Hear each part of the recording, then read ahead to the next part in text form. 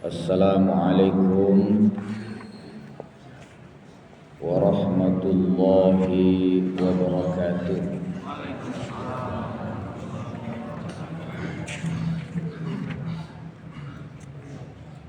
Alhamdulillahilladzi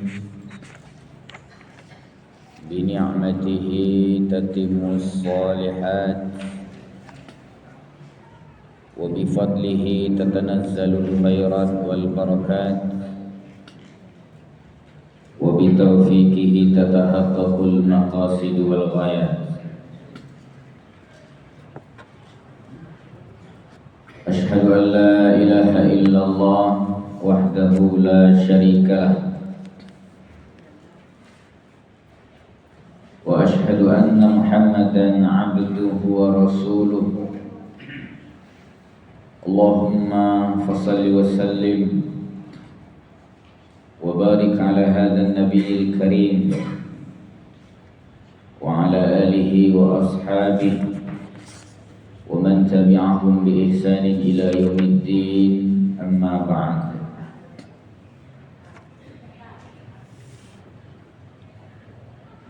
Faqala Allah Ta'ala fil Qur'anil Karim,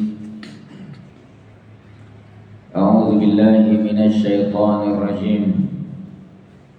Bismillahirrahmanirrahim.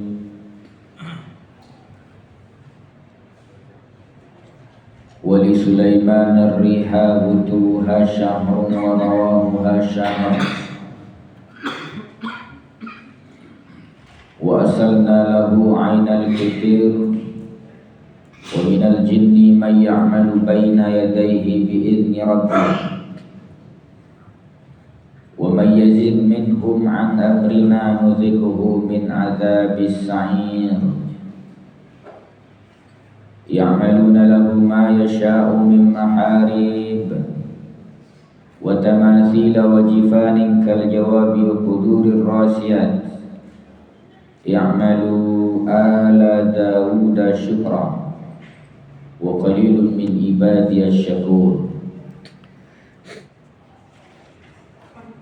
Falamma qadayna alaihi al-mauta madda lahum ala mauti illa dabbatul ardi ta'kulu min sa'atah. Falamma kharra tabayyanat al-jin allau kanu ya'lamuna al-ghaib ma labithu fil adzabil muhin. Sadaqallahul azim. Al-Quran surat Saba, surat yang ke-34, ayat yang ke-12 sampai ayat yang ke-14. Bapak, ibu-ibu, kaum muslimin dan kaum muslimat, jemaah salat subuh yang dimuliakan oleh Allah Subhanahu wa taala. Tentunya tidak bosan-bosan kita ucapkan segala puja dan puji syukur kehadirat Allah Subhanahu wa taala. Karena sampai saat ini Allah Subhanahu wa taala masih memberikan kepada kita hidup dan kehidupan di dunia ini. Kita masih berada dalam keadaan sehat lahir batin dan telah selesai melaksanakan ibadah salat subuh berjamaah. Salawat dan salam semoga selalu tercurah pada Nabi Muhammad sallallahu alaihi wasallam, juga kepada keluarganya, para sahabatnya, dan orang-orang yang selalu mengikuti jalannya sampai hari kiamat. Allahumma salli wa sallim wa barik alaihi.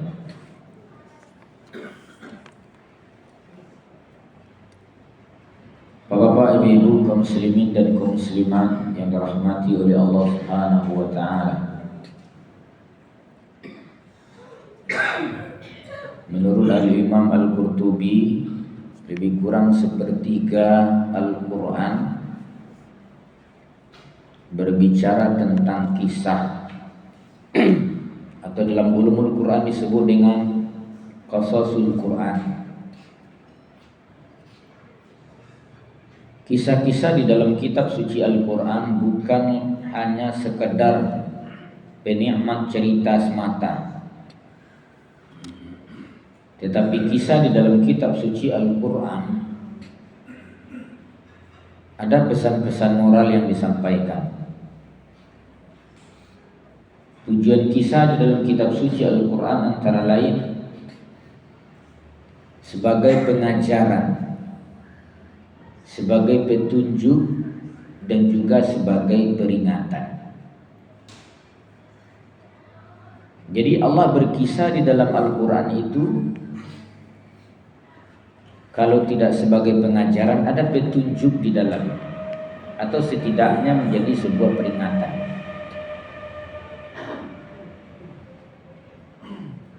Kalau awak baca itu ke anak-anak awak, Pak Ibu, misalnya cerita Malin Kundang, gunanya cerita Malin Kundang kita sampaikan ke anak-anak awak, berarti ada pesan.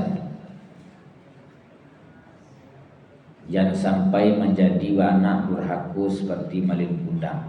Akan itu pesan moral. Jadi bukan hanya sekedar penikmat cerita belaka, tapi ada hidayah, ada petunjuk di dalam. Dari sekian banyak kisah di dalam kitab suci Al-Quran, pada pertemuan kita subuh hari ini, yang akan kita bahas adalah kisah Nabi Sulaiman alaihi salam. Nabi Sulaiman alaihi salam ini adalah keluarga Nabi Daud. Dia mewarisi kerajaan dari ayahnya Nabi Daud alaihi salam. Nabi Sulaiman ini Bapak Ibu adalah seorang raja, bukan hanya raja manusia, tapi raja di kalangan bangsa jin, raja di kalangan binatang, dan juga raja di kalangan manusia. Tidak ada pada zaman Nabi Sulaiman alaihi salam ini sebuah kerajaan yang tidak bisa ditaklukkannya.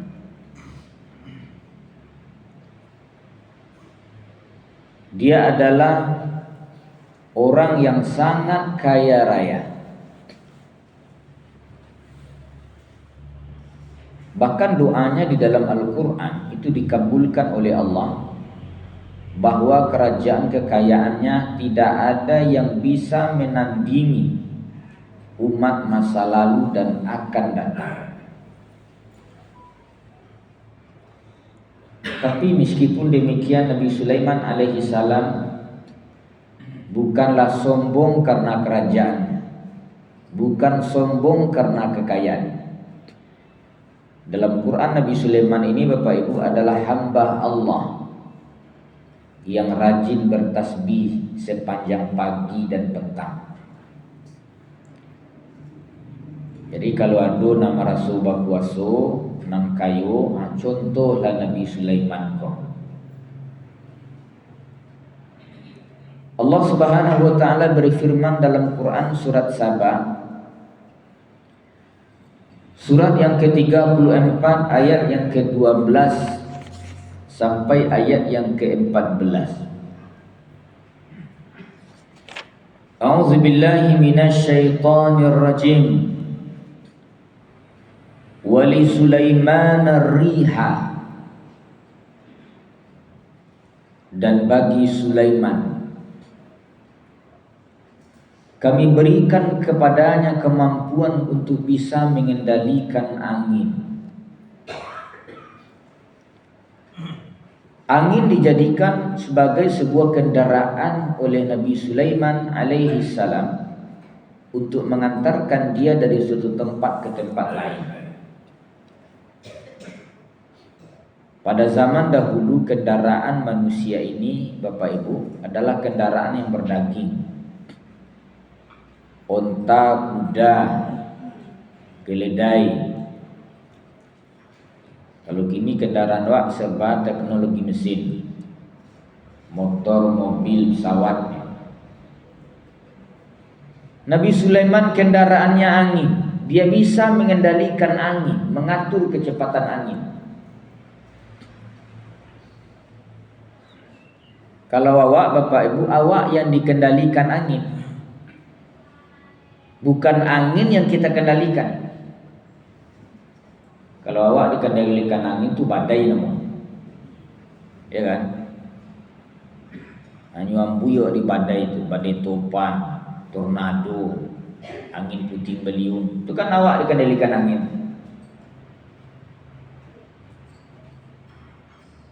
Allah Subhanahu wa taala memberikan kemampuan kepada Nabi Sulaiman alaihi salam untuk bisa mengendalikan angin. Wuduha syahrun wa rawahuha syahrun. Ketika Nabi Sulaiman alaihi salam itu melakukan perjalanan pada pagi hari, sama kita melakukan perjalanan 1 bulan. Jadi kalau pagi Nabi Sulaiman itu berjalan Bapak Ibu, nyobawa di angin dari suatu tempat ke tempat lain, sama kita berjalan 1 bulan. Itu Al-Quran menyebut. Bayangkanlah bagaimana kecepatan angin meniup Nabi Sulaiman dari suatu tempat ke tempat lain. Warawahuha syahrun. Ketika dia melakukan perjalanan pada sore hari, pada petang hari, sama kita melakukan perjalanan 1 bulan. Jadi kalau siang hari saja Nabi Sulaiman ku berjalan Pak Ibu, alun malamnya lemak, sampai berjalan 2 bulan. Bayangkan itu bagaimana kecepatan angin meniup Nabi Sulaiman dari satu tempat ke tempat lain. Angin ini Bapak Ibu adalah kecepatan yang kedua setelah kecepatan cahaya. Dalam ilmu fisika itu ada kan 3 kecepatan. Kecepatan cahaya, kecepatan angin, dan kecepatan benda padat. Tapi bagaimana angin meniup Nabi Sulaiman itu tidak diterangkan secara mendetil oleh Al-Quran. Tabang saya Nabi Sulaiman udah Superman misalnya, atau pakai tikar permadani, itu wallahu a'lam. Tapi demikianlah kecepatan angin meniup Nabi Sulaiman dari suatu tempat ke tempat lain. Pada pagi dan petang sama kita melakukan perjalanan 2 bulan lamanya.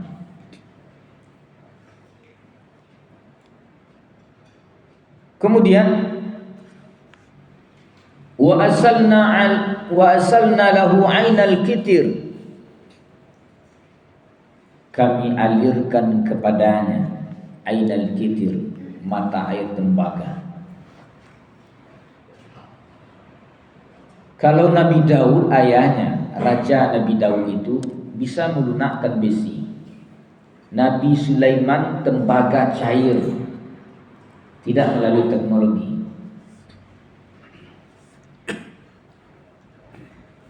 Dalam tafsir Ruhul Ma'ani, Al-Imam Al-Lusi menjelaskan bahwa Ainal Kitir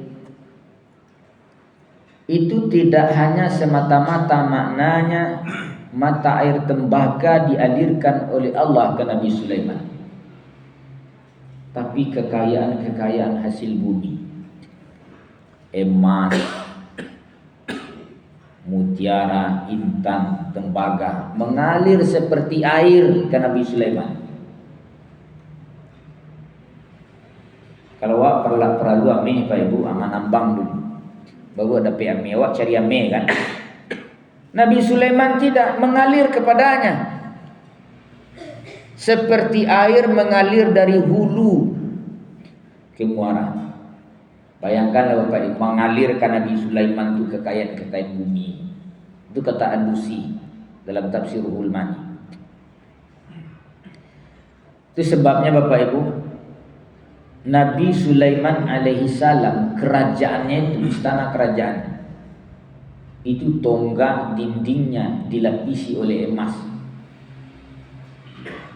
Kata Imam Al-Qurtubi dalam tafsirnya, dan juga dalam tafsir Ibnu Katsir, saking kayu Nabi Sulaiman kok,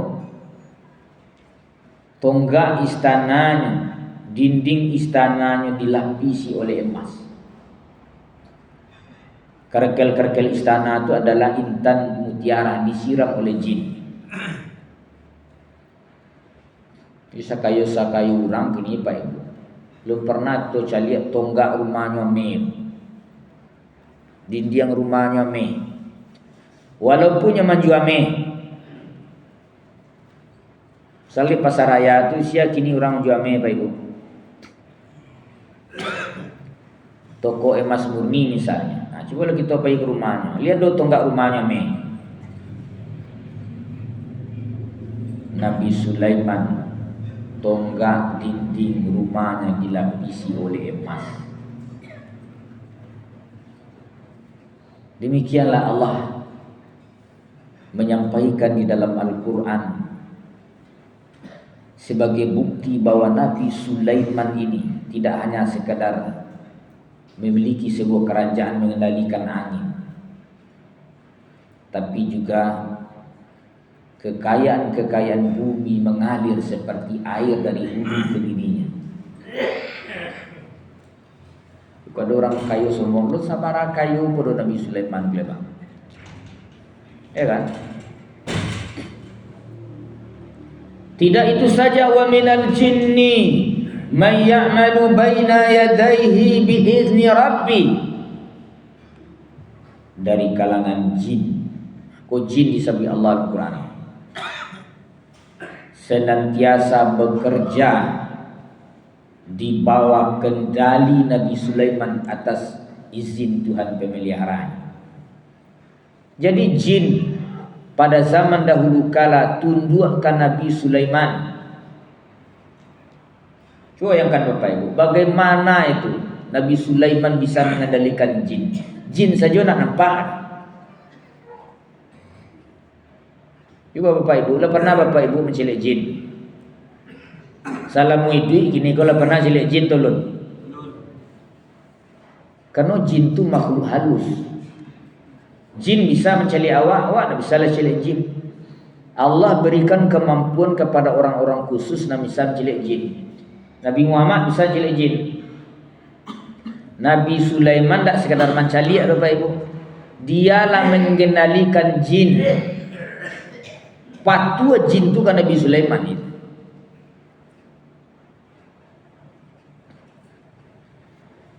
Karena jin ini Bapak Ibu telah diberikan ultimatum, wa may yazik minhum an amrina nuzikuhu min azabis sa'ir. Siapa saja yang membangkang, yang tidak patuh di antara para jin tadi, an amrina, dari perintah kami, nuzikuhu min azabis sa'ir, akan kami rasakan kepadanya siksa api neraka yang menyala-nyala. Jadi jin ke Bapak Ibu dipasu tunduk ke Nabi Sulaiman oleh Allah Subhanahu wa taala. Wahai jin, patuhkan Nabi Sulaiman. Kalau kalian tak patuh, nuzikuhu min azabis sa'ir, kalian akan disiksa oleh api neraka yang menyala-nyala. Kita pasu jin ko patuh. Karena Allah yang memerintahkan jin ini. Bayangkan luar biasa. Kalau Nabi Sulaiman bisa mengendalikan jin. Kalau awak jin mengendalikan awak, coba kalau pun itu jin mengendalikan orang, ya kan? Supaya usau ko laris, rumah makan laris, pai ke dukun. Itu jin mengendalikan awak, awak mengendalikan jin, baik. Nabi Sulaiman yang mengendalikan jin. Nah, kemudian ya'maluna lahu ma yasha. Jin itu senantiasa bekerja untuk Nabi Sulaiman ma yasha, anak ketujuh. Jadi Nabi Sulaiman ku apa senang ketujuh nyo karajon di jin tu. Karena jin itu menjadi anak buah pekerja Nabi Sulaiman. Samu di pabudak jin itu pada zaman Nabi Sulaiman. Tandanya Pak Ibu, manusia kok lebih mulia dari jin? Nggak, jin lebih mulia daripada manusia. Ya kan?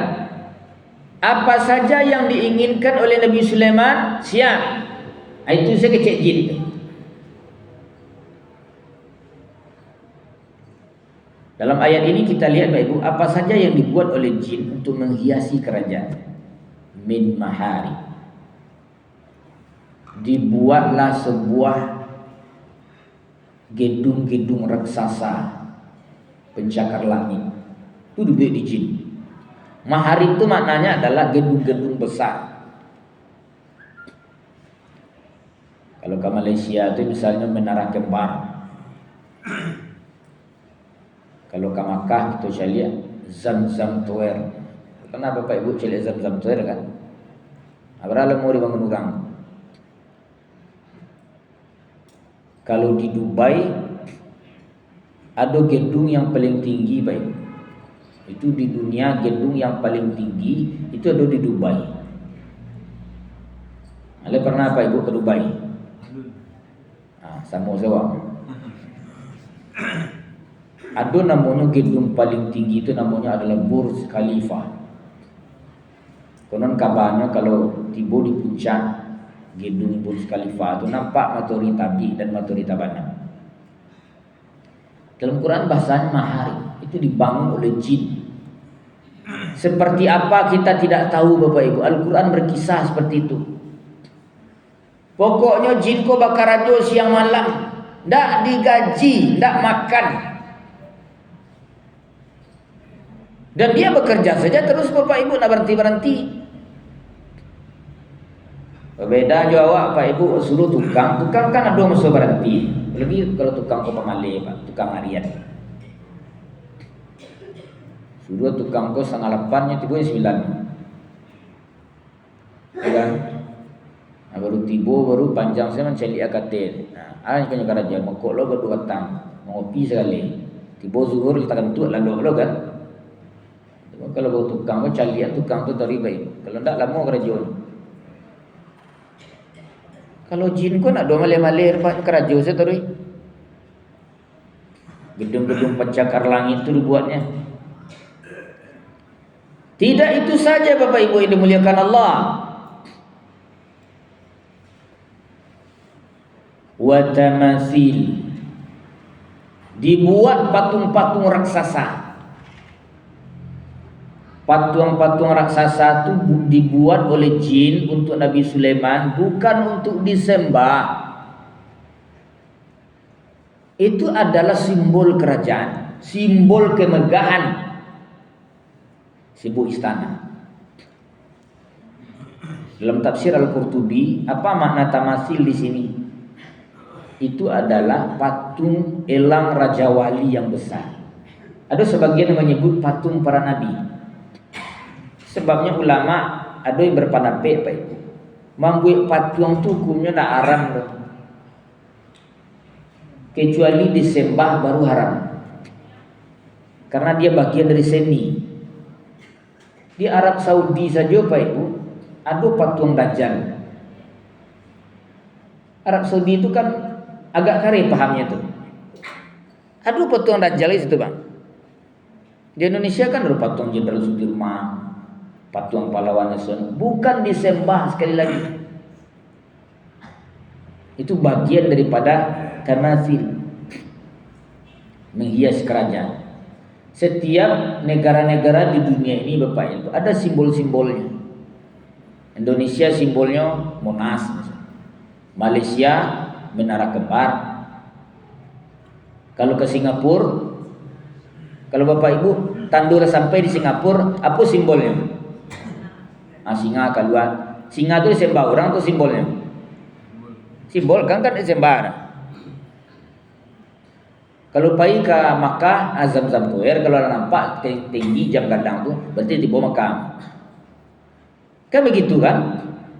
Kalau ke Amerika kan ada patung tinggi itu, obornya bawah mah. Anak mau tuh Pak Ibu? Berarti tiba kita ke Amerika, kan simbol. Nggak disembah, nggak sadualah haram loh Pak Ibu. Ya kan? Kalau disembah jadi haram tu. Berhala lah ada itu kan. Nah, kemudian Bapak Ibu ini muliakan Allah. Wajifan kal jawab. Dibuat di jin tu Bapak Ibu piriang-piriang gadang. Saking gadang piriang tu Pak kal jawab. Bantu kolam renang gadang. Piriang gadang mungkin 2 kali bersaji mungkin. Bantu kolam renang gadang itu. Aku nuri buat jin tu nak tentu dah Bapak Ibu. Tapi piriang gadang tu nak untuk makan Bapak Ibu. Sekadang tu piriang lah untuk makan Pak. Tapi sekali lagi itu adalah simbol menghiasi kerajaan. Bisa jadi pada zaman dulu simbol-simbol yang seperti itu adalah sebuah kemegahan. Nah, tidak itu saja. Wa qudurir rasiyat. Peruak-peruak gadang. Saking gadang peruak tu Bapak Ibu ndak mangari jadi tampil, menetap. Kalau ikut sarang hari ini Pak. Iko dek karena gadang peruak tu ndak mangari ditampil. Sekian gadang. Itu dibuat oleh jin untuk Nabi Sulaiman sekali lagi menghiasi kerajaan. Bakar rajo siang malam tidak pernah berhenti. Luar biasa Bapak Ibu. Lalu dari sekian banyak nikmat yang Allah berikan ke Nabi Sulaiman itu, Allah berpesan cik ke Nabi Sulaiman baik. I'malu ala Dawud syukra. Beramallah kalian wahai keluarga Daud sebagai bentuk rasa syukurmu kepada Allah. Itu sepesan Allah yang baik. Dek karena nikmat lah batabu mau ditu tu bersyukurlah. Rajin bersyukur. Kalau disampaikan kawak terkait itu Bapak Ibu. Nikmat yang diagi Allah kawak kini kau syukurilah. Kalau idealnya Bapak Ibu, sabanyak apa nikmat dan diagi Allah kawak, sabanyak itu balik rasa syukur. Baru idealnya. Itu maka Bapak Ibu, kalau orang semakin kayanya, semakin bersyukur naknya. Sebab kayu tu Allah nama dia tu. Ndak inyo sena kayu seorang dah. Allah nama dia kekayaan kayaknya. Bumi, bulan memancarkan cahaya ke bumi awak. Itu sebanyak cahaya yang diambil dari matahari. Bulan tu Bapak Ibu tidak memancarkan cahaya. Dia hanya memantulkan cahaya dari matahari. Sama saja camin tiba. Coba cari lihat Pak Ibu, ketika matahari full memancarkan cahaya ke bulan, maka bulan full memancarkan cahaya ke bumi. Namun bulan purnama. Kalau sagadang bulan sabi, lo matahari memancarkan ke bulan, sagadang bulan sabi itu pulola bulan memancarkan cahaya ke bumi. Baru idealnya. Sebanyak apa manusia Allah memberikan nikmat ke manusia sebanyak itu dibalik rasa syukur. Tak balik Bapak Ibu. Nikmat batabu-tabu, sumayang tengah laki ni. Kamu saji jarang, tahajud jarang. Makanya disabun ujung ayat Pak. Wa qalilun min ibadiyasy syakur. Sedikit dari hamba-Ku ini yang pandai bersyukur wahai Sulaiman. Allah jadikan Nabi Sulaiman kok sebagai simbol Bapak Ibu. Contoh Nabi Sulaiman, kok kayu wak contoh Sulaiman. Kok berkuasa wak contoh Sulaiman. Tapi nyo hamba Allah rajin bersyukur, rajin bertasbih. Tunduk dia kepada Allah. Awak ndak ada. Lagi kalau orang bansik pak sombong lah. Nah bansik sombong lah, tapo yo sombong lah tutur lah. Adi sapo membudui saya, nah bansik. Orang kayu saja kan nak boleh sombong sebenarnya. Dibenci Allah. Jadi contoh Nabi Sulaiman. Nabi Muhammad sallallahu alaihi wasallam pada suatu malam Bapak Ibu, Siti Aisyah pun bangun, isteri beliau. Dilihat Rasulullah masih salat. Tidur lagi ya Rasul. Tidur lagi Siti Aisyah. Bangun Siti Aisyah lagi. Lihat. Rasulullah masih salat lagi, Bang. Ada kan? Tidur lagi Siti Aisyah, bangun. Dia lihat. Rasul masih salat. Jadi kecek Siti Aisyah, kok tak kau mana kau beribadah ya Rasul? Kecek Nabi jawabnya Bapak Ibu. Afala uhibbu an akuna 'abdan syakura. Apakah tidak suka saya disebut hamba Allah yang pandai bersyukur? Nabi Muhammad Bapak Ibu kalau salat di waktu malam itu sampai bangkak tumitnya. Dia rajin tagak Pak, dan mungkin qul huwallahu dia bacanya dong. Saking lama tagak Pak, Rasulullah tu salat paling lama tagak sampai bangkak tumit. Awak kan yang banyak bangkak ini Pak. Mohon maaf Pak Ibu yang Rasulullah membaca sekian banyak riwayat, termasuk membaca kitab Syama'ilul Muhammadiyah karangan Al-Imam Tirmizi menggambarkan keseluruhan utuh siapa Rasul. Tidak adukan ya Rasulullah hitam Bapak Ibu. Padahal beliau sangat rajin sujud. Tagak bangkak tumitnya Pak, tapi nak kaniangnya hitam loh Pak. Mohon maaf saja kan. Iko kadang-kadang awak sebulan bertobat langsung hitam kaniang. Berarti baca ruh itu suci itu.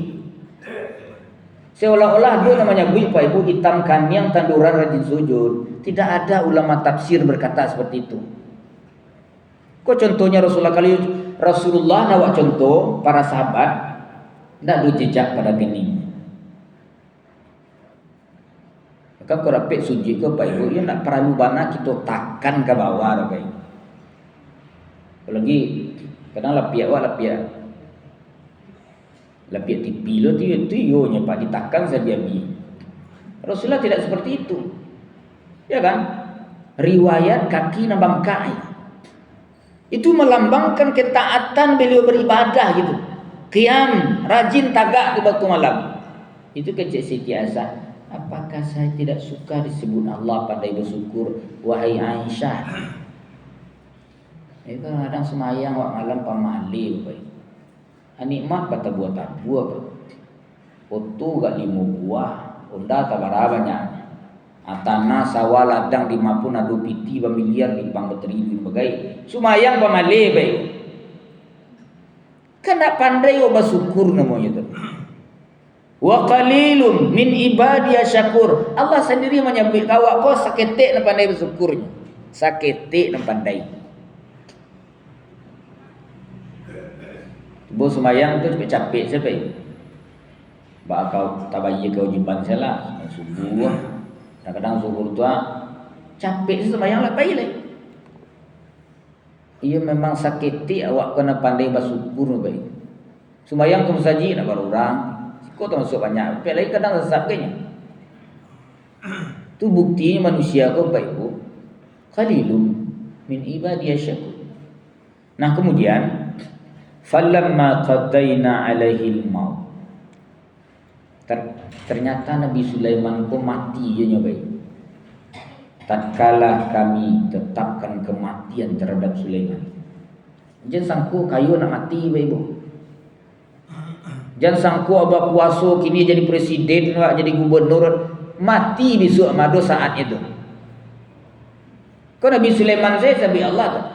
Tatkala kami tetapkan kematian kepada Sulaiman, ma dallahum ala mauti. Tidak ada tanda-tanda yang menunjukkan atas kematian. Nabi Sulaiman kok mati Pak Ibu? Tak ada tandunya mati. Tak nampak di orang Nabi Sulaiman kok mati ini duduk di kursi kerajaan. Pakai tungkit je. Tak tahunya mati. Seorang tak tahu Allah menyebut. Bahkan jin tu sendiri bakarajo nak tentu Sulaiman ko mati. Kalau orang mati kan ada tanda. Apa tanda orang mati baik? Ayo ndak mangok ya Pak. Ya ndak. Ndak durak nabi ko dipreso kan orang kalau mati besok boleh ndak preso ko Pak. Anak mangok itu boleh. Kalau tanda orang ka mati, tanda orang ka mati banyak. Labauban kapalo tu tanda kamati liam.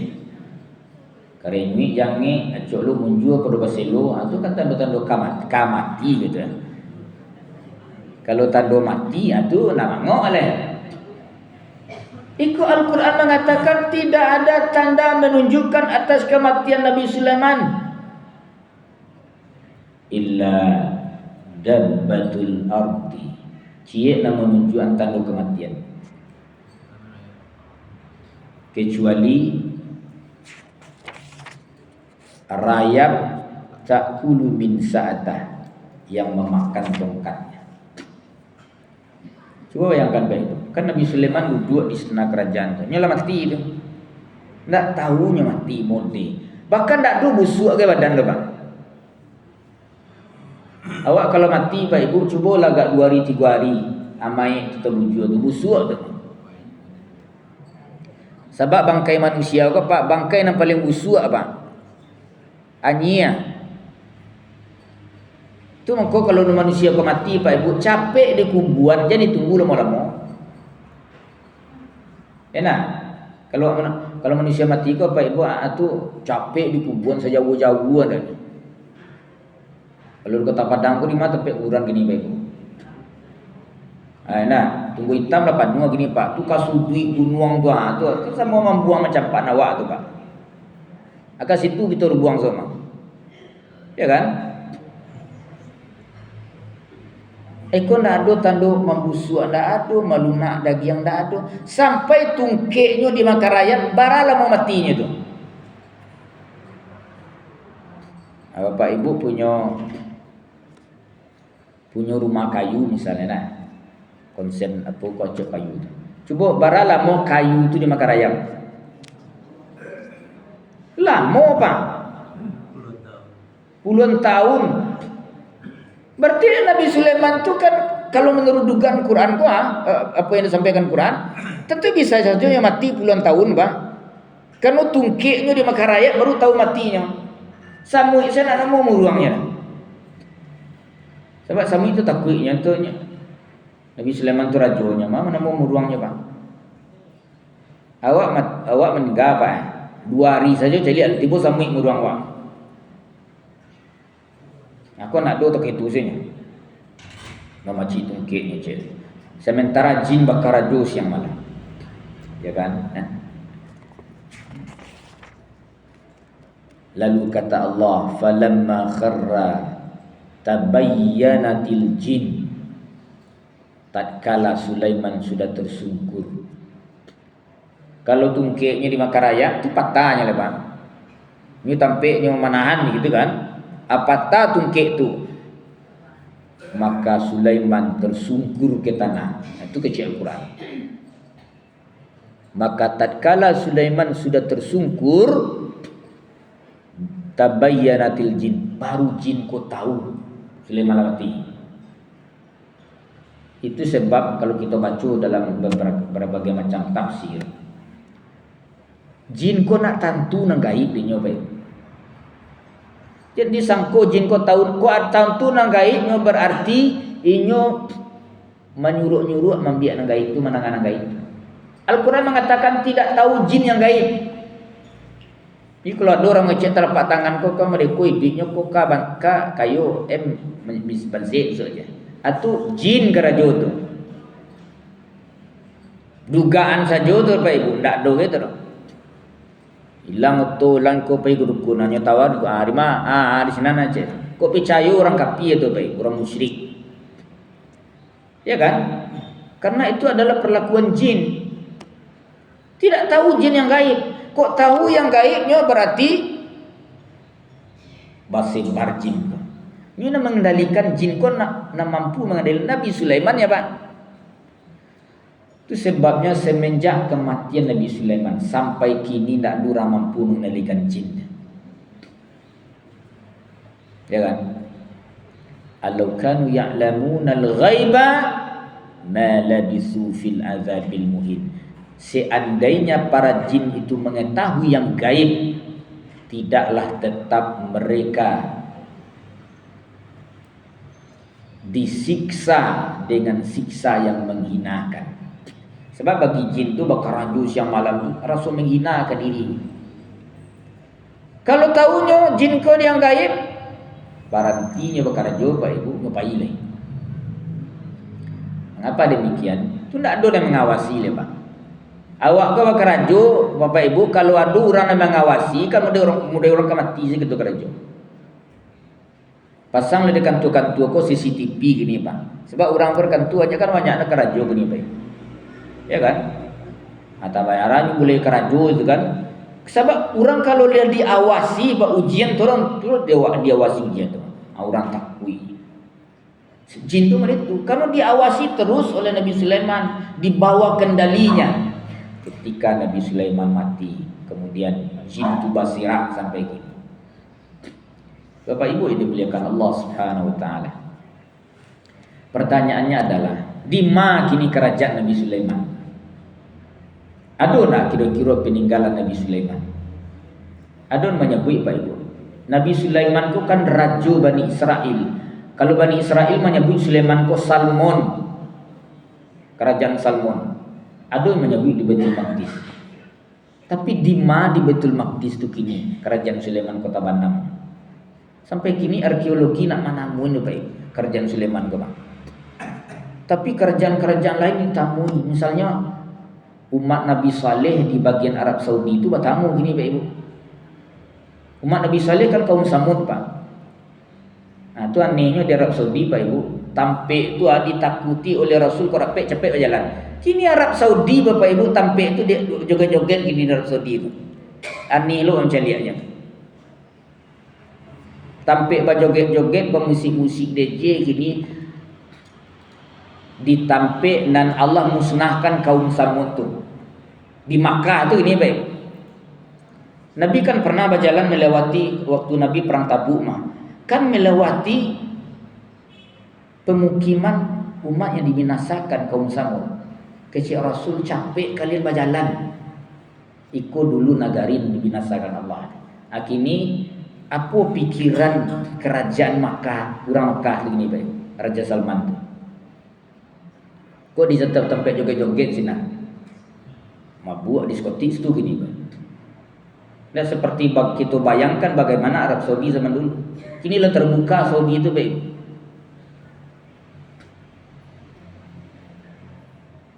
Kerajaan Sulaiman kau nak tamu dia ada. Tapi ada mau baca Pak Ibu ketika mau pergi ke Gramedia nak. Dia coba ada buku Stabah Quran buah. Jadi orang kau meneliti keceknya lah 30 tahun. Candi Borobudur tu keceknya peninggalan Nabi Sulaiman. Bapak Ibu pernah ke Candi Borobudur? Coba cari Pak Ibu, apa nanami di Candi Borobudur? Candi Borobudur tu batu Bapak Ibu dua kali meja bang. Itu dipasang-pasang saya Pak. Itu tidak dipahat Pak Ibu, tapi bentuk dicetak. Tapi ada banyak yang membantah Pak Ibu. Mengapa demikian? Karena kerajaan Nabi Sulaiman itu pada abad yang ke-10 dibentuk abad ke-10 sebelum Masehi, bukan setelah Masehi. Sementara Candi Borobudur itu dibangun pada abad yang ke-8 sampai 9 Masehi, setelah Masehi. Artinya jaraknya kan sekitar 8 balik abad itu. Mana mungkin itu peninggalan Nabi Sulaiman?